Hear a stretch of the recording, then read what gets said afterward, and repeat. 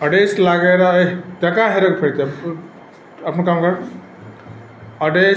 अडेस लागेर बसेर पढ्दा कुर्सीमा के हुन्छ भने विद्यार्थीको मनको कन्सन्ट्रेसन कमजोर हुन जान्छ।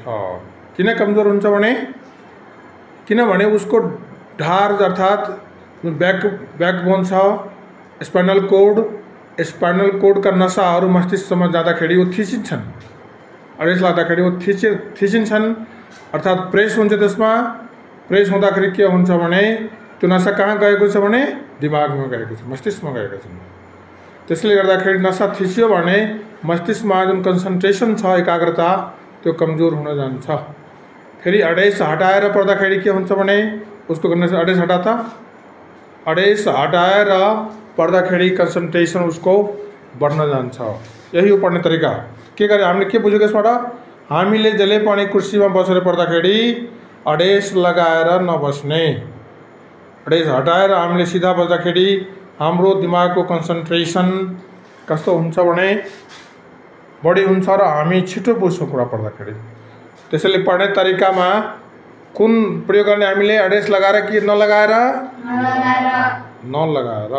यो कुरा हामी सबैले हेरेका छौँ।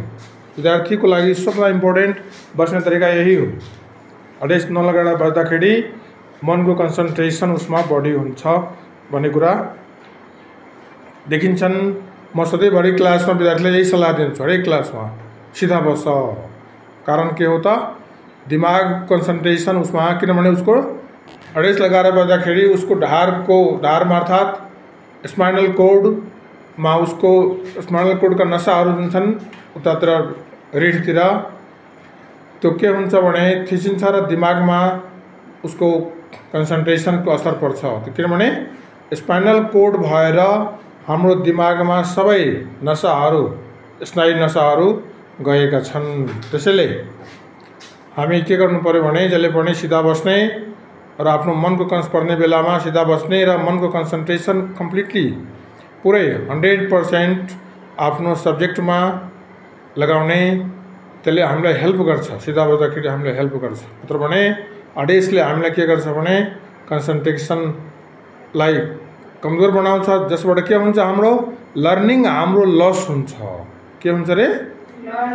Learning loss. जति हामीले सिक्नुपर्ने त्यति हामी सिक्दैनौँ, जति छिट्टो हामी सिक्नुपर्ने त्यति हामी छिट्टो सिक्दैनौँ, हाम्रो सिकाइ ढिलो हुन जान्छ। त्यसैले सिधा बसेर पढ्दा हामीलाई बढी फाइदा, हाम्रो बुझाइ छिट्टो हुन्छ भन्ने कुरा यसबाट हामीले बुझ्नमा आयो। यतातिर भिडियोतिर हेर्दा एकचोटि तिमीहरू